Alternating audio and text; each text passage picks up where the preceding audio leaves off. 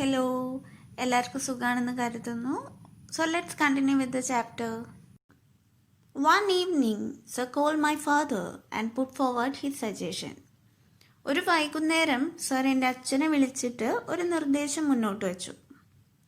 Ajit was in the room with my father at the time and they both accepted that it was necessary if cricket was to be my priority.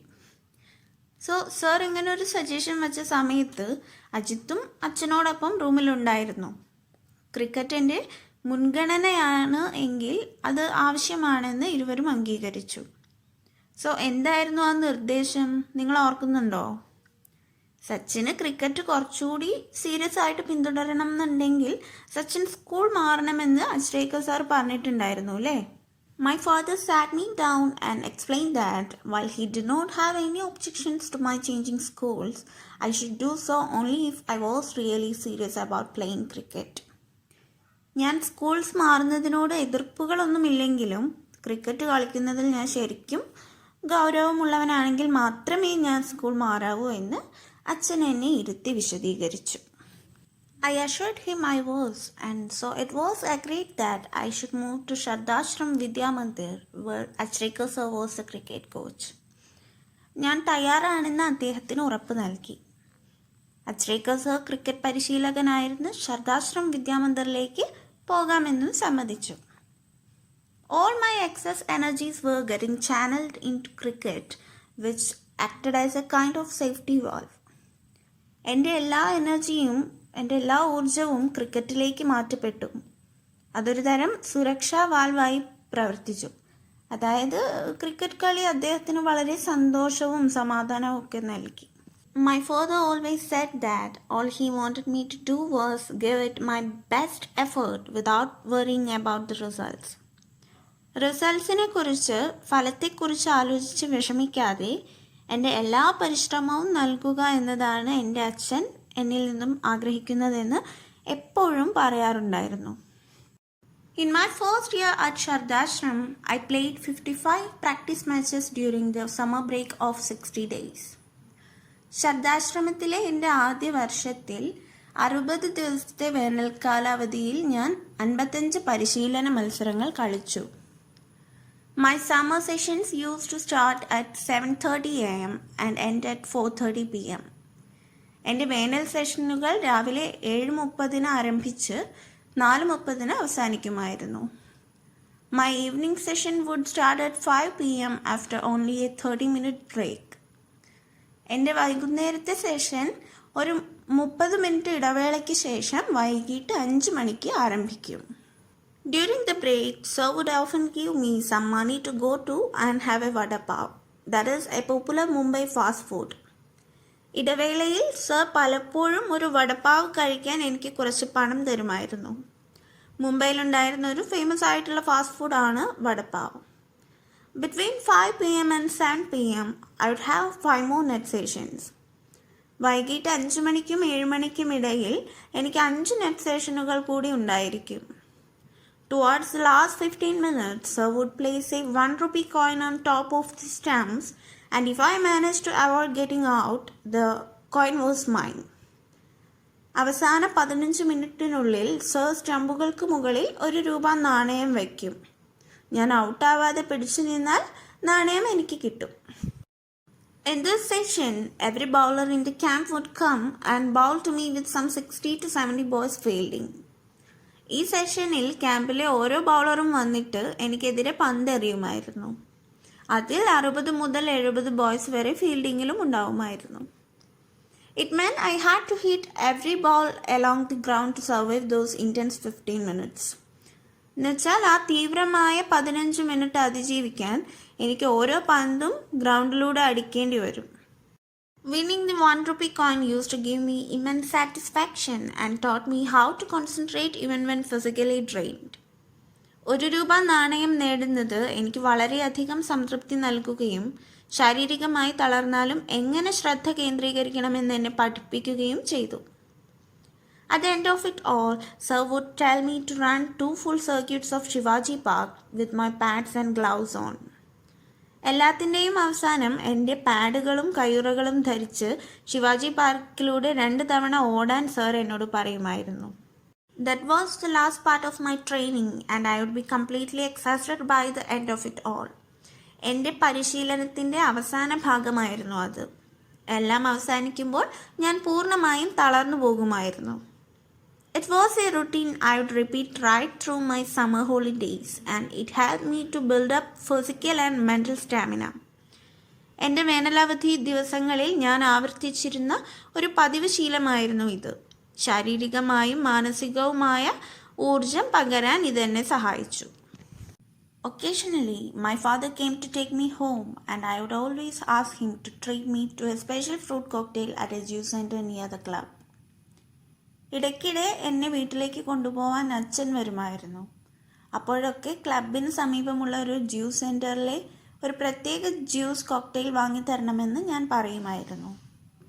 While this regular demand was a little reasonable, because at the time I did not realize that my parents also had to take care of the needs of my brothers and sisters, my father would invariably end up giving me what I wanted just to see me happy.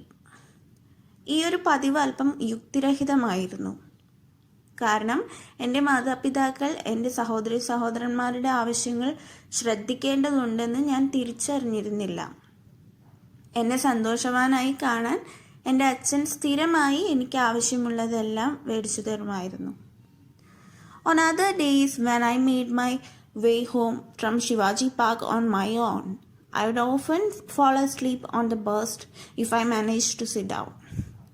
മറ്റ് ദിവസങ്ങളിൽ ഞാൻ ശിവാജി പാർക്കിൽ നിന്ന് സ്വന്തമായി വീട്ടിലേക്ക് യാത്ര ചെയ്യുമ്പോൾ എനിക്ക് ഇരിക്കാൻ കഴിഞ്ഞാൽ ഞാൻ പലപ്പോഴും ബസ്സിൽ ഉറങ്ങുമായിരുന്നു.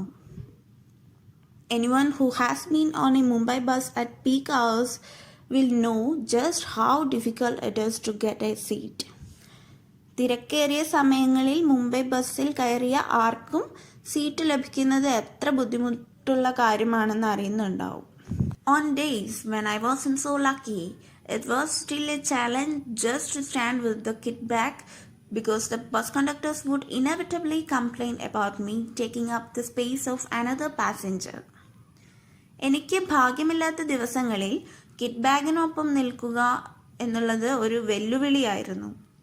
കാരണം ഞാൻ ഇരിക്കുകയാണെങ്കിൽ മറ്റൊരു യാത്രക്കാരൻ്റെ സ്ഥലം എടുക്കുന്നു എന്ന് പറഞ്ഞിട്ട് ബസ് കണ്ടക്ടർമാർ ഉറപ്പായിട്ടും പരാതിപ്പെടും. It could be embarrassing because the conductors were often rude and would sometimes ask me to buy 2 tickets. കണ്ടക്ടർമാർ പലപ്പോഴും അപമര്യാദയോടെ പെരുമാറുകയും ചിലപ്പോൾ 2 ടിക്കറ്റ് വാങ്ങാൻ എന്നോട് ആവശ്യപ്പെടുമെന്നതിനാൽ അത് വളരെ ലജ്ജാകരമായ കാര്യമാണ്. I didn't have the money for a second ticket and I had to learn to take these remarks in my stride. രണ്ടാമതൊരു ടിക്കറ്റിനായി എൻ്റെ പക്കൽ പണമില്ല. സോ ഇത്തരം പരാമർശങ്ങളെ മറികടക്കാൻ ഞാൻ പഠിക്കേണ്ടതുണ്ട്. Dirty clothes often added to the embarrassment. ക്രിക്കറ്റൊക്കെ കളിച്ച് മുഷിഞ്ഞ വസ്ത്രങ്ങൾ പലപ്പോഴും നാണക്കേടുണ്ടാക്കിയിരുന്നു. With time, I evolved a way of wrapping the kit bag around me. കാലക്രമേണ എനിക്ക് ചുറ്റും കിറ്റ് ബാഗ് പൊതിയുന്നതിനുള്ള ഒരു മാർഗം ഞാൻ കണ്ടുപിടിച്ചു. Just as a helmet and pads became a part of me while batting, so the kit bag became an extension of me on the bus. Bat ചെയ്യുമ്പോൾ ഹെൽമറ്റും പാഡുകളും ഒരു ഭാഗമായി മാറിയതുപോലെ കിറ്റ് ബാഗ് ബസ്സിലെ എൻ്റെ വിപുലീകരണമായി മാറി. I would often take the bus or train from Bandra to Churchgate and it was all a great learning experience. ഞാൻ പലപ്പോഴും ബാൻഡ്രയിൽ നിന്ന് പള്ളി ഗേറ്റിലേക്ക് ബസ്സോ ട്രെയിനോ പിടിക്കുമായിരുന്നു. ഇതെല്ലാം ഒരു മികച്ച പഠന അനുഭവമായിരുന്നു. Even though I loved cricket, there were still occasional days when playing with my friends at home was such fun that I would conveniently forget I was supposed to go to the nets. ഞാൻ ക്രിക്കറ്റിനെ ഇഷ്ടപ്പെട്ടിരുന്നുവെങ്കിലും വീട്ടിൽ എൻ്റെ സുഹൃത്തുക്കളോടൊപ്പം കളിക്കുന്നത് വളരെ രസകരമായിരുന്നു. അതുകൊണ്ട് തന്നെ ഞാൻ കളിക്കാൻ വേണ്ടി നെറ്റ്സിൻ്റെ അടുത്തേക്ക് പോകാൻ മറന്നു പോകുമായിരുന്നു. If I didn't turn up, a striker sir would jump onto his scooter and come to find me. ഞാൻ പ്രത്യക്ഷപ്പെട്ടില്ലെങ്കിൽ, അതായത് വന്നില്ലെങ്കിൽ, അച്രേക്കർ സാർ അദ്ദേഹത്തിൻ്റെ സ്കൂട്ടറിൽ ചാടിക്കയറി എന്നെ കണ്ടെത്താൻ വരുമായിരുന്നു. Sir would spot me in the melee and virtually drag me out. Sir എന്നെ ആ കശപിശക്കിടയിൽ നിന്ന് കാണുകയും കാര്യത്തിൽ അവിടെ നിന്ന് വലിച്ചുകൊണ്ടു പോവുകയും ചെയ്യുമായിരുന്നു. I would come up with excuses, but he would have none of it.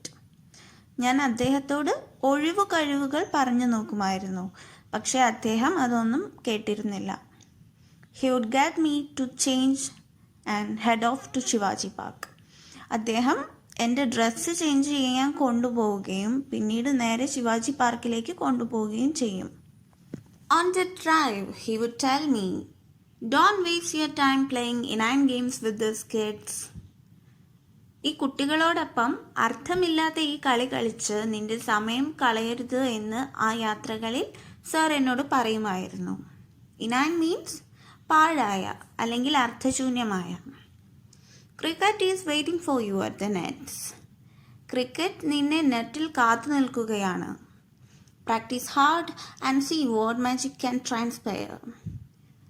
നീ കഠിനമായി പരിശ്രമിക്കുക, എന്നിട്ട് എന്ത് അത്ഭുതമാണ് കൈമാറുന്നത് എന്ന് കാണുക.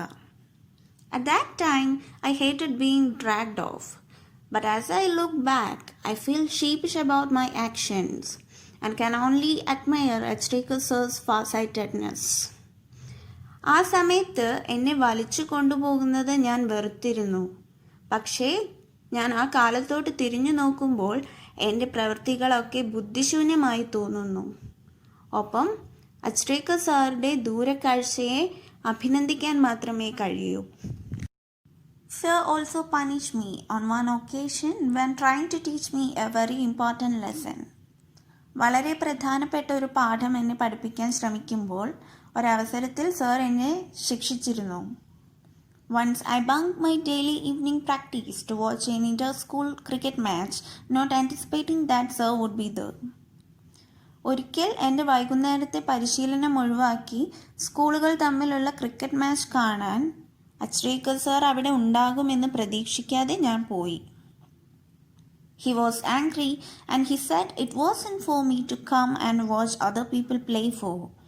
If I practice hard enough, one day people from across the world would come and watch me play. അദ്ദേഹത്തിന് ദേഷ്യം വന്നു. എന്നിട്ട് പറഞ്ഞു, അവിടെ വന്ന് മറ്റുള്ളവർ കളിക്കുന്നത് കാണുക എന്നത് എൻ്റെ പണിയല്ല. ഞാൻ കഠിനമായി പരിശീലിച്ചാൽ ഒരു ദിവസം ലോകമെങ്ങുമുള്ള ആളുകൾ ഞാൻ കളിക്കുന്നത് വന്ന് കാണുമെന്നും അദ്ദേഹം പറഞ്ഞു. Had it not been for Sir, I would not be the cricketer I turned out to be. He was a strict disciplinarian and did everything he could for me. I owe myself to him. Sir ഇല്ലായിരുന്നെങ്കിൽ ഞാൻ ഇങ്ങനൊരു cricket കളിക്കാരനായി മാറില്ലായിരുന്നു. അദ്ദേഹം വളരെ കർശനമായ അച്ചടക്കമുള്ളവനായിരുന്നു.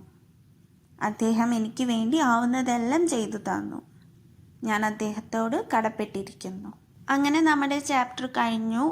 എന്തെങ്കിലും doubts വരികയാണെങ്കിൽ എന്നെ വിളിച്ച് ചോദിക്കാൻ മടിക്കരുത്. So please do like, share and subscribe to our channel. Thank you.